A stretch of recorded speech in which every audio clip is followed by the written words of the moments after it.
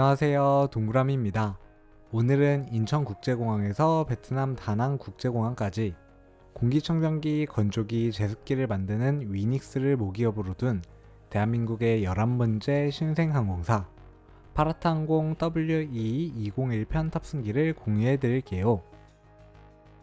파라타항공, 파라타라는 순우리말에서 따온 브랜드명을 사용하고 상징색 역시 파란색을 사용하는 대한민국의 11번째 항공사입니다. 전신인 플라이강원이 기업회생 절차를 거친 이후 가정기업 위닉스가 최종 인수업체로 선정되며 다시 하늘을 날 수 있게 되었는데요. 다만 플라이강원과는 다른 새로운 항공사라고 봐도 무방할 정도로 승계받은 부분은 많지 않습니다. 현재 양양발 노선은 제주 노선만 운항 중이며 인천공항과 김포공항 위주로 운영하고 있습니다. 유튜브를 시작하기 전 파라타항공 첫 운항일에 제주 양양 노선을 탑승한 적이 있는데요. 그 당시에 새로운 항공사임에도 광동체 항공기를 투입하고 시그니처 음료까지 제공하는 등 여느 LCC와는 다른 모습을 보여주었습니다. 그 모습을 보고 이 항공사 꽤 크게 성장할 수 있겠다라는 느낌을 받았었네요. 아니나 다를까 짧은 시간 안에 도쿄, 오사카, 다낭, 푸꾸, 나트랑뿐 아니라 삿포로와 하노이까지 노선을 빠르게 늘려나가고 있는데요. 다만 현재 보유 기체가 4대뿐인 만큼 모든 취향지를 안정적으로 운영하기는 쉽지 않을 것 같다는 의견도 많습니다. 파라타항공이 이런 난관을 어떻게 풀어나갈지도 궁금합니다. 또 각 기체가 내셔널항공, 하이난항공, ITA항공 등 서로 다른 항공사 출신이다 보니 좌석 간격이나 좌석 구성도 모두 다른데요. 향후 기제 변경이 발생할 경우 어떤 방식으로 대응할지도 궁금합니다. 오늘 비행에서는 첫 운항일 탑승과 비교해 어떤 점이 달라졌는지도 중간중간 이야기해 볼게요. 새롭게 도전하고 있는 파라타항공, 실제 탑승은 어땠을지 같이 한번 보러 가시죠. 오늘은 인천국제공항 1터미널에 나와 있습니다. 파라타항공은 1터미널 B카운터를 사용하고 있는데요. 오늘은 다낭, 나트랑, 푸꾸옥 노선 출발 시간이 비슷하게 몰려 있어서 카운터에 사람이 정말 많았습니다. 제가 오늘 탑승할 항공편은 월 초 어린이날이 포함된 연휴 기간 항공편인데요. 확실히 가족 단위 여행객분들이 많으시더라고요. 그래도 다행히 출국장은 생각보다 한산해서 금방 면세구역으로 들어올 수 있었습니다. 탑승구를 향해 걸어가다 보면 오늘 탑승할 항공기를 만날 수 있습니다. 오늘의 항공기, 미국 내셔널 항공 출신의 A330-200 레지 넘버 호텔 리마 8709입니다. 오늘 항공기는 파라타항공이 처음으로 들어온 1호기인데요. 에어프레미아처럼 첫 기체부터 광동체 항공기를 도입했습니다. 파라타항공은 항공기마다 애칭이 붙어 있는데 이 항공기의 이름은 유원입니다. 왜 유원일까 찾아봤더니 위닉스의 옛 사명이 유원전자더라고요. 가장 상징성 있는 이름을 붙여놓은 것 같습니다. 또 동체에는 위닉스 컴퍼니라는 문구로 모기업 이름도 같이 병기해 두었습니다. 파라타항공 1호기의 경우 컴포트 플러스 49석, 컴포트 245석으로 구성되어 있어 2클래스 형태로 운영되고 있어요. 오늘 탑승구인 27번 게이트는 한층 아래로 내려가며 있습니다. 그럼 바로 탑승 시간에 맞춰 들어가 보겠습니다. 컴포트 플러스 출입구를 지나 이코노미석으로 가볼게요. 좌석 배열은 2, 4, 2 구조이고요. 헤드레스트는 따로 없어 조금은 아쉽고 가죽 좌석이라 여름에는 땀이 조금 찰 수 있을 것도 같습니다. 자리에 앉아보면 이런 느낌이고 앞뒤 간격이 정말 넓습니다. 33인치 앞뒤 간격을 제공하고 있어 일반적인 LCC에서도 보기 어려운 수준인데요. 주먹이 앞뒤로 자유롭게 움직이고 다리를 꼬고 앉아도 크게 불편하지 않습니다. 다만 오른쪽 창가 좌석 하단에 셋톱박스가 설치되어 있어 발 공간을 조금 차지하는 점은 아쉽네요. 모니터에는 비활성화 문구가 표기되어 있습니다. 첫 탑승 당시에는 이런 안내도 없어서 혹시 활성화 계획이 있는지도 여쭤보기도 했었는데요. TA항공처럼 당분간은 사용 계획이 없는 것으로 보입니다. 또 특이하게 좌석 리클라이닝 레버가 팔걸이가 아닌 좌석 아래쪽에 위치해 있습니다. 창가 자리라 출발 전에 화장실도 한번 다녀와 보겠습니다. 광동체답게 화장실 자체는 넓은 편인데요. 다만 관리 상태는 조금 아쉬운 느낌입니다. 자리로 돌아와 보니 다낭 노선 특성상 가족 단위 승객이 많아서 자리를 바꿔달라는 요청도 상당히 많았습니다. 제 뒷자리 1번인 승객분은 자리를 2번이나 옮기시더라고요. 승객분들이 얼추 탔는지 출발 전 기장님의 간단한 안내 방송이 있었고요. 이지금부터 4시간 40분으로 예상하고 있습니다. 오늘 항공편의 날씨는 100도로 양호할 것으로. 이어 사무장님의 인사 말씀도 있었습니다. 저희 승무원들은 여러분을 정성을 다해 모시겠습니다. 그럼 이제 출발 준비를 모두 마쳤네요. 그럼 세이프티 카드로 기종 인증 한번 해보겠습니다. 파라타항공 A330-200입니다. 이제 항공기가 푸시백을 시작합니다. 그리고 이 타이밍에 승무원분들께서 직접 안전시연을 진행해 주시는데요. 제한사항은 앞좌석 주머니에 있는 안내문을 참고하시기 바랍니다. 맞은편에는 또 다른 파라타항공 A330이 보입니다. 하이낭항공 출신 호텔리마 8714 빈센코라는 애칭을 가진 항공기를 보며 택싱합니다. 첫 탑승 당시에는 벌써 윙렛 도장이 벗겨져 있어 걱정했었는데 다행히 지금은 재도색이 된 모습입니다. 이륙을 위해 객실 조명을 조정하는데 잠깐 다시 켜졌네요. 그리고 곧바로 다시 꺼지는 걸 보면 잠시 무언가 확인할 사항이 있었던 것 같습니다. 이제 활주로에 정렬하고 우리 비행기 이륙합니다. 인천공항 이륙멍 같이 한번 보시죠. 안개가 살짝 낀 인천공항 제2터미널 전경이 잘 보이네요.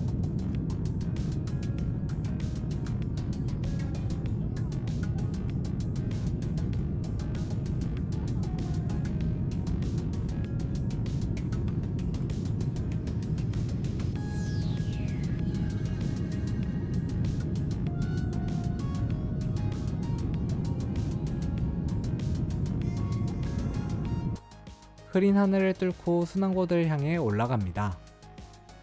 구름 위로 올라오니 하늘 풍경이 정말 아름답습니다.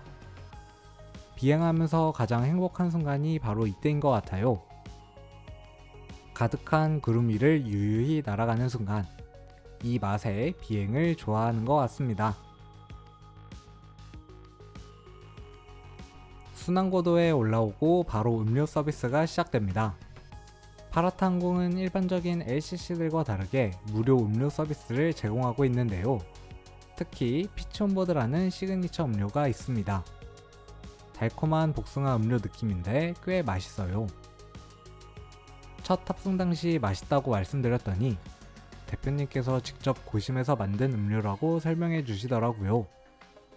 어딘가 일본 항공의 스카이타임이 떠오르긴 하는데 이렇게 항공사만의 시그니처 음료가 있다는 건 참 좋은 것 같습니다. 밖을 보니 어느덧 해가 지고 있네요. 오늘 비행은 생각보다 기체 흔들림도 꽤 있었는데요. 승무원 착석 방송도 나오고 서비스도 잠시 중단되었습니다. 바깥 풍경 좀 감상해 보겠습니다. 주황빛 하늘이 보랏빛으로 바뀌고 구름 아래로 해가 천천히 내려갑니다. 역시 해질녘 비행은 언제 봐도 예쁘네요. 그 사이 앞좌석 포켓도 한번 살펴보겠습니다. 세이프티 카드, 위생 봉투, 기내 메뉴, 그리고 면세 잡지가 들어있습니다. 기내 메뉴를 보면 생각보다 괜찮은 메뉴가 많습니다. 시그니처 라면과 냉면, 그리고 치킨 앤 맥주 세트까지 판매하고 있어요.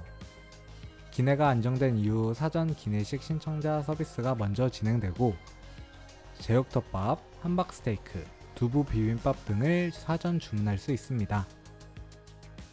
저는 오늘 베트남 노선 전용인 치맥 세트를 시켜보려고 따로 사전 기내식 주문은 하지 않았습니다. 제가 주문한 메뉴는 멕시칸 핫 크리스피 치킨에 맥주 2캔이 포함된 구성인데요. 원래 가격은 19,000원이지만 5월 가정의 달 행사로 2,000원 할인되어 17,000원에 구매할 수 있었습니다. 기내식 가격을 생각하면 꽤 괜찮은 구성인 것 같습니다. 그래서 베트남발 한국행 노선에서는 치킨 세트가 자주 품절된다고 하네요. 또 커피 주문 시 경품 행사, 시그니처 메뉴 주문 시 기내 면세 할인 쿠폰 제공 등 이런저런 이벤트도 많이 진행하고 있어 좋았습니다. 맥주는 아사히와 하이네켄 중 선택 가능했고 저는 하나씩 받아보았습니다. 치킨은 주문 후 약 30분 정도 지나 제공되었는데요. 메인 메뉴와 치킨무, 양념 소스가 함께 제공됩니다. 재미있는 점은 테이블이 조금 미끄럽다 보니 세이프티 카드나 잡지를 먼저 깔고 그 위에 트레이를 올려놓는 걸 추천해 주시더라고요. 맛은 전자레인지에 데운 냉동 가라아게 느낌입니다. 바삭함은 없지만 생각보다 매콤해서 맥주와 함께 먹기에는 괜찮았네요. 무엇보다 기내에서 치맥을 먹어본다는 경험 자체가 꽤 재밌었습니다. 치킨무까지 같이 제공되는 것도 좋았고요. 치맥을 다 먹고 나니 어느덧 대만 북부 상공을 지나고 있습니다. 배도 부르고 해서 기내 산책도 한번 해보았습니다. 오늘 비행기는 연휴 기간이라 그런지 거의 만석에 가까운 탑승률을 보이고 있습니다. 기내 서비스가 끝난 뒤에는 객실 조명도 어둡게 조정해 주시면서 쉬기 좋은 분위기를 만들어 주네요. 그런데 오늘 제 옆자리에는 초등학생 친구가 한 명 앉아 있었습니다. 이 친구랑 어느새 친해져서 자기가 하는 게임도 알려주고 과자도 나눠주고 심지어 색종이까지 들고 탔는데 저한테 종이 접기 하는 법도 알려주었습니다. 기내에서 하트 접는 법도 배우고 내렸습니다. 옆자리 친구랑 종이 접기를 하다 보니 갑자기 파라타항공 시그니처 메뉴도 먹어보고 싶더라고요. 사실 그냥 제가 많이 먹는 사람인 게 맞습니다. 파라타항공 시그니처 메뉴로 라면과 냉면이 있는데요. 살면서 비행기에서 냉면을 먹어볼 일이 있을까 싶어서 냉면 한번 주문해 봤습니다.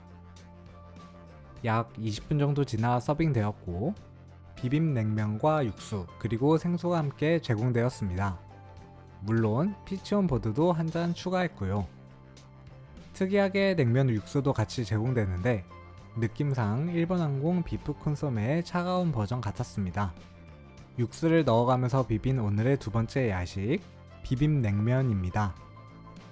이 메뉴 역시 할인 행사 덕분에 8,000원에 구매할 수 있었고 또 이렇게 일회용 앞치마도 같이 제공되는데요. 양념이 칠 걱정 없이 먹을 수 있어 꽤 센스 있는 구성이라는 생각이 들었습니다.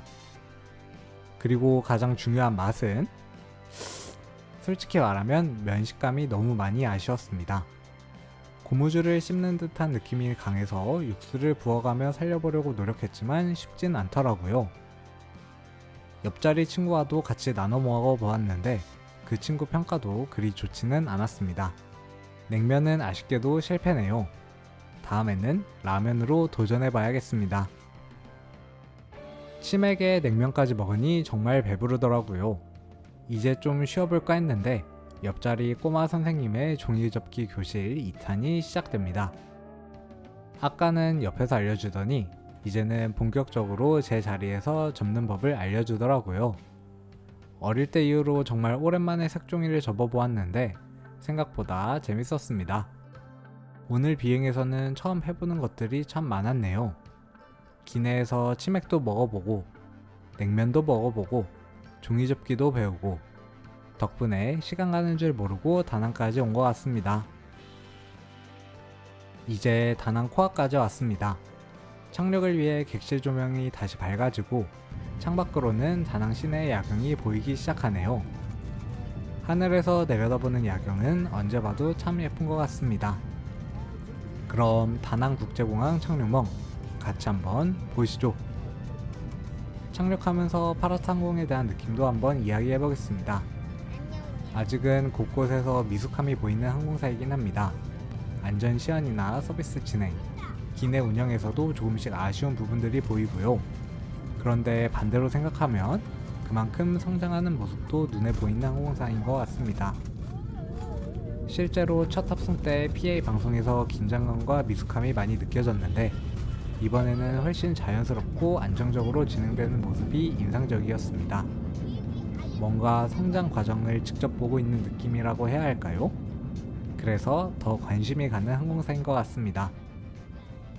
개인적인 생각 한번 이야기해 보았고요. 우리 비행기 다낭국제공항에 안전하게 착륙했습니다. 공항에 도착했습니다. 푸른 바다가 휴식을 선물하는 도시, 다낭에 오신 것을 환영합니다. 창문에 습기가 차는 걸 보니 동남아에 도착했다는 게 실감나네요. 오늘은 에어표레미아 항공기 옆에 주게 하면서 비행을 마무리합니다. 그럼 이제 하기해 보겠습니다. 오늘은 리모트 게이트를 사용해서 항공기를 가까이서 볼 수 있었는데요. 광동체 항공기를 바로 옆에서 보니 확실히 존재감이 남다르긴 하네요. 오늘은 2025년 새롭게 운항을 시작한 신생항공사 파라타 항공을 탑승해 보았습니다. 파라타 항공 국제선은 처음 이용해 보는데 광동체 항공기를 운항한다는 점, 넓은 좌석 간격을 제공한다는 점, 그리고 자체 시그니처 음료와 시그니처 메뉴까지 운영한다는 점까지 다른 LCC에서는 쉽게 경험하기 어려운 점들이 파라타 항공만의 개성을 잘 보여주는 것 같습니다. 물론 운영 과정에서 아쉬운 점도 있었고 기체 환경 역시 완벽하다고 보기는 어렵습니다. 하지만 첫 탑승 때와 비교해보면 분명 좋아지고 있는 모습도 보이기에 앞으로가 더 기대되는 항공사이기도 합니다.